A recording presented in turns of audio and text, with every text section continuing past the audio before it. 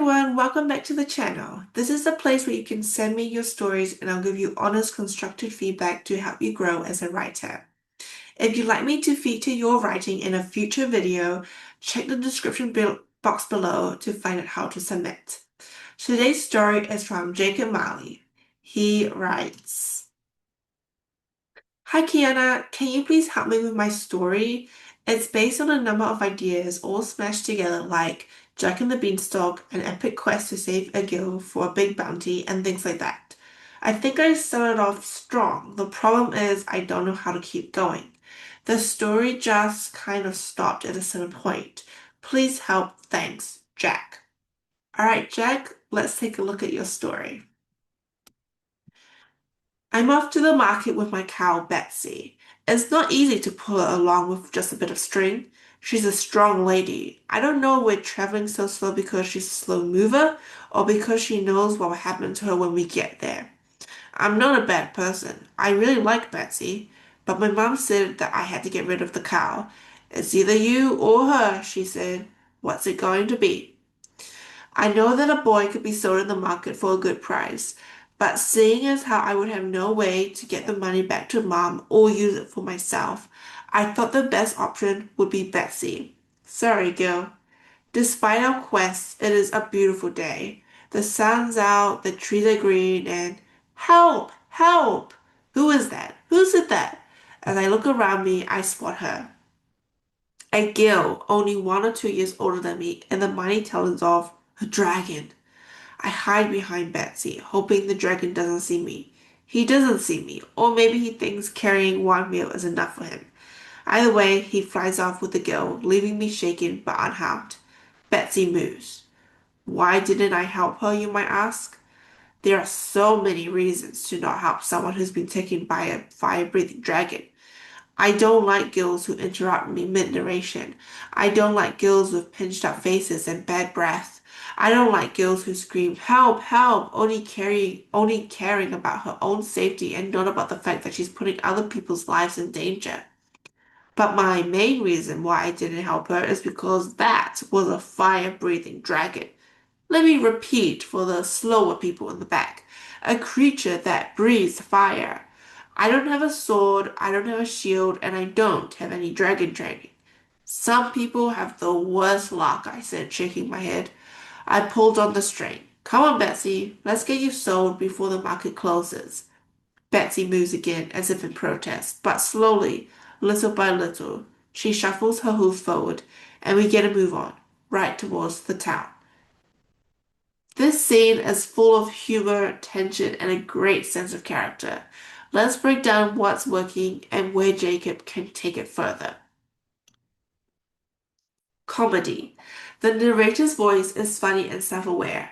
Listing all the reasons why he didn't help the girl was both hilarious and a good way to add some rhythm into your story. Jacob, what I would recommend is you rewrite this list, use the rule of three, and other than that, yeah, just keep it in. Self-preservation. The narrator is a bit of a coward, sure, but hiding behind Betsy is actually the most logical thing to do. It makes him relatable and grounded. And now for some advice based on what you've written in your request. Number one, POV and tense. Normally, a fantasy slash fairy tale story that's set long ago is written in third person past tense. So you've broken two rules here. You're writing your story in first person present tense with some past tense when you add a flashback. Now, because of this, and I'm guessing you're quite young, your voice comes across as a bit contemporary at times. Now, you can write a fantasy story in first person and present tense, but be careful about how your voice comes across. Carefully choose choices and words that someone living 1,000 years ago would do and say. In saying that, if you're not set on this POV intense, then I recommend experimenting with this. You can try the traditional route and you can even try the second POV, or write it in the cow's point of view. Changing the point of view can help unstuck your story. Number two, consider the word count. Right now, focus only on Act 1. What do you need to include in Act 1? Think broadly and then think specifically for your story. How many words will your story be in total? You don't have to stick to a word count, but it's good to have one as a guideline.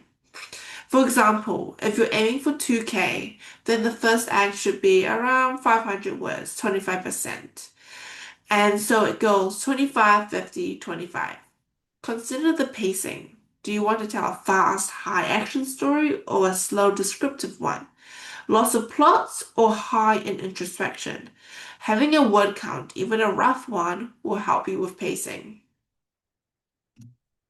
Here are some other pieces of advice. Remove unneeded information. Add information as needed. Skip to the important and exciting bits. As a writer, you can fast forward time and you can slow down time. It's up to you how you want to tell your story and what details you think are necessary and what details can be omitted. And now, for a writerly advice straight from my Writing Rules Journal, declassified just for you. Rule 4, flashbacks. When I say flashbacks, I don't just mean backstory. Yes, you can use flashbacks to give backstory to the characters. However, you can also use it to pick out specific details of events that happened. And this way, you are slightly, only slightly, telling the story out of order, and that makes it more interesting overall. It also connects to Rule 6. Skip the boring parts using time connectives. Here's a specific exercise from today's story. Make a list. You can make any list you want, but because this is a guided exercise, we will do a list starting with things to do in or things to do while. Think of a topic that you want to write about.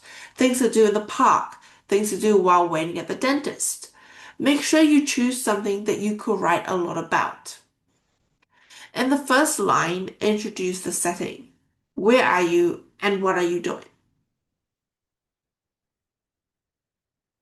In the next three lines, describe the things that you can do.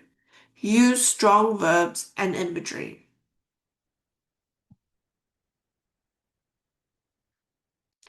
In the last line, explain on what this means to you.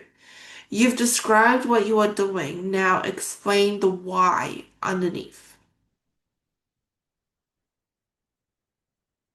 All right, how did that go for you? Remember to edit. Here is my example, titled Things to Do in a Car. Turn on the ignition and wind down the windows. Wrap myself tight in my red and yellow duvet. Read a book by myself for an hour. Listen to the cars zooming past. Feel the cold air refresh my mind, spirit, and soul. Ring, ring, ring, ring. Hello, caller. What's your question? How do you deal with writer's block? Thank you for that question, caller. This is a very common question that writers get asked. This is my answer. Writer's block can be challenging. It often happens because a writer needs a break, needs to journal, or needs to analyze their story. When I feel blocked, but I can still write, I like to journal, getting thoughts out without worrying about sharing them. Bridget Lowry in Juicy Writing writes, writing is hard. It is a journey into the wilderness of your heart. If you're serious about being a writer, you will meet your own darkness, your impatience, your frustration, your sorrow, and your pain. You also meet your joy and delight, which is a beautiful and wonderful thing. Her words are both insightful and encouraging. Sometimes, as writers, we just need reassurance that we're doing well so that we can keep on going. That's it for today's feedback session. If you found this helpful, hit the like button, subscribe for more writing tips, and share this with a friend who loves storytelling. And if you'd like me to review your short story, check the description for how to send it in. Until next time, Keep writing, keep experimenting, and I'll see you in the next one.